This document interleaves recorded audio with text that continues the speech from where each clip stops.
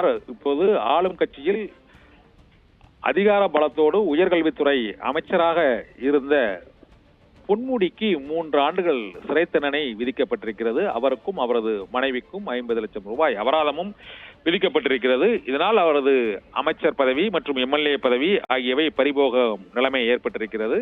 இந்த தண்டனையை 30 நாட்களுக்கு நிறுத்தி வைத்து உயர்நீதிமன்றம் உத்தரவிட்டிருக்கிறது. இதனால் அவர் உடனடியாக உயர் நீதிமன்றம் அதாவது சிறைக்கு செல்வது தவிர்க்கப்பட்டிருக்கிறது.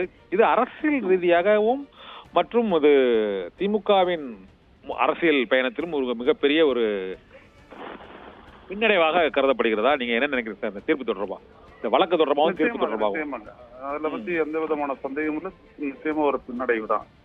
2006 முதல் 2011 வரை அமைச்சராக இருந்த காலகட்டத்தில் தான் அவர் செய்த குற்றத்திற்காக, இந்த ஊழலுக்காக இப்பொழுது அவர் தண்டிக்கப்பட்டிருக்கிறார். இந்த தண்டனை 3 ஆண்டு காலம் என்று சொல்வதனால் 2 ஆண்டு காலத்திற்கு மிகுதியாக வந்துவிட்ட காரணத்தினால் அவர் நிச்சயமாக ஒரு பதவியை இழக்கிறார், பதவியை இழந்து விட்டார். எனவே அது மட்டுமல்லாது 1 மாத காலம் நீங்கள் மேல்முறையீடு செய்வதற்காக நீதிபதி கால அவகாசம் பிடித்திருக்கிறார்.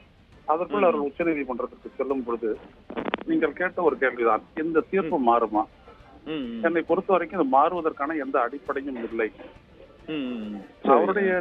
அவருடைய சொத்து தொடர்பாக, அவருடைய வருவாய் தொடர்பாக அவர் இன்கம் டாக்ஸ் வந்துட்டு வருமான வரித்துறைக்கு வந்துட்டு அவர் எல்லாத்தையும் காட்டியிருக்கிறாரு, சொல்லியிருக்கிறாரு அப்படின்ற ஒரு முறையை வந்துட்டு இந்த குற்றத்திலிருந்து அவர் தப்பித்துக் கொள்வதற்கான வாய்ப்பை வழங்கவில்லை.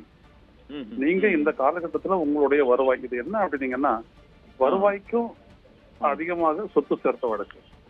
நீங்க வந்துட்டு என்கிட்ட இவ்வளவு சொத்து இருக்குது, இவ்வளவு வருவாய் இருக்குது, நீங்க அதை வந்து இன்கம் டாக்ஸ்ல கட்டிங்கன்னா அது வரி அத்தோட போயிடுச்சு. ஆனா அந்த வருவாய் எங்கேயாவது வந்துச்சு, எப்படி வந்துச்சு அப்படின்ற ஒரு விடயத்துல தான் அவர் தண்டிக்கப்பட்டிருக்காரு. எனவே அங்கதான் வந்துட்டு பாத்தீங்கன்னா இந்த ப்ரிவென்ஷன் ஆஃப் கரப்ஷன் ஆக்ட் வந்துட்டு வந்திருக்குது.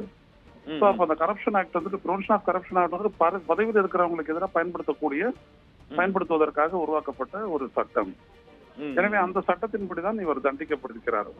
3 ஆண்டு கால சிறை என்பதும் அவருக்கும் அவருடைய மனைவிக்கும் தலா முறைய 50 லட்சம் ரூபாய் அபராதம் என்பது விதிக்கப்பட்டிருக்கிறது.